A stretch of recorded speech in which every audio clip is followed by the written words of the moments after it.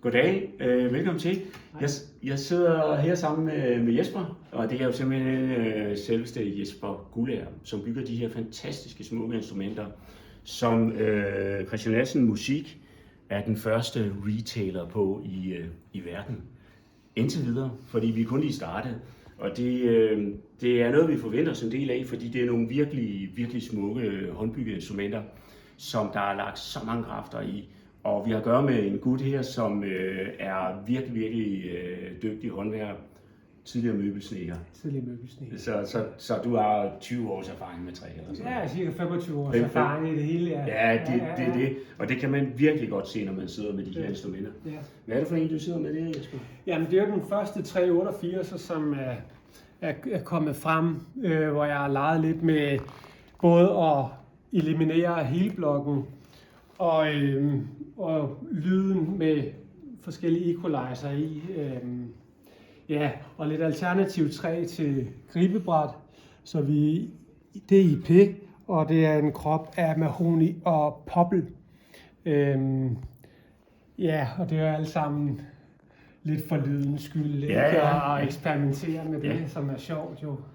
Og noget af det, jeg tænker på, Jesper, første gang, at jeg har prøvet din basse, det var faktisk det Guitar Show Danmark i 2024, hvor vi mødte hinanden. Og der tænkte jeg, fede basser, jeg var bassist. Men det er jo perfekt match, ikke? Altså jeg tænkte, det må vi udbrede kendskabet til, de her smukke instrumenter. Og den følelse, jeg havde, da jeg samlede op, det var følelsen af kvalitet.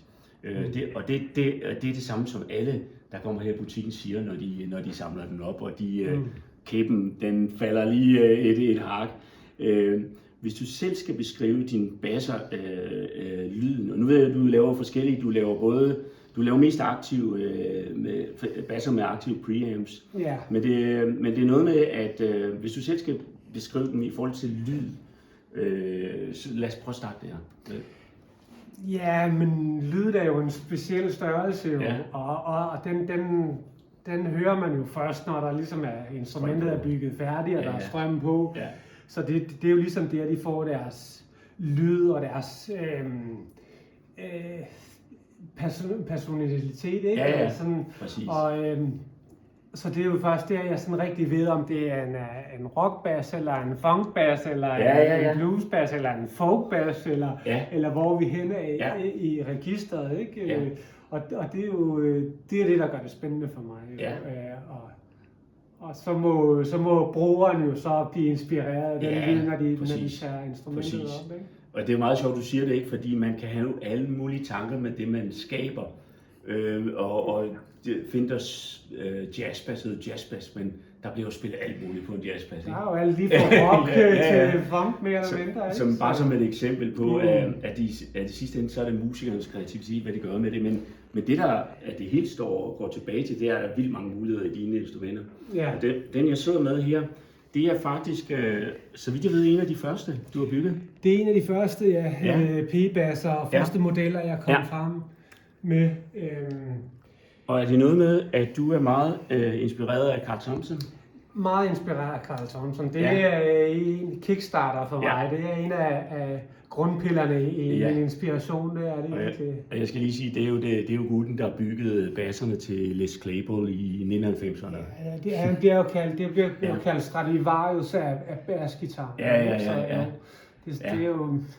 så på hvilken måde, altså der er helt sådan visuelt, kan vi sige, inspirationen.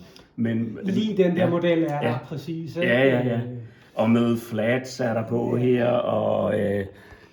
og som en af de få, og så er den faktisk passiv, så det er noget det tætteste, du kommer på, måske en P-bass eller sådan noget, ikke? Det er grundlæggende en P-bass, det er det. Fantastisk. Og Jesper, vi er jo kun lige startet, og vi har et par instrumenter hernede i butikken, som man kan komme ned og prøve. Men der er også noget nyt på vej. Hvad sker der her i 2025? Ja, men her i 2025, kommer der både flere Dolphin-modeller i jazz og lidt funky udgaver, og der kommer både flere 5-strengede modeller og båndløse modeller på vej her i 2025. Så i foråret, sommeren, der sker der ting og sager. Ja. Og lige her til sidst, hvis I er på Fyn i morgen, så kan man opleve basserne Udover i butikken her i Svendborg, også på Geargas Show i morgen. Og Geargas Show i morgen, ja, præcis. Ja. Der kan man komme ud og prøve. Ja. Vi kommer over og besøger dig på værkstedet på et tidspunkt, Jesper, så laver vi nogle flere videoer. Så indtil da, kom ind og prøv de her fantastiske bassister, og vi ses. Ha' det godt. God weekend. Ha' det godt.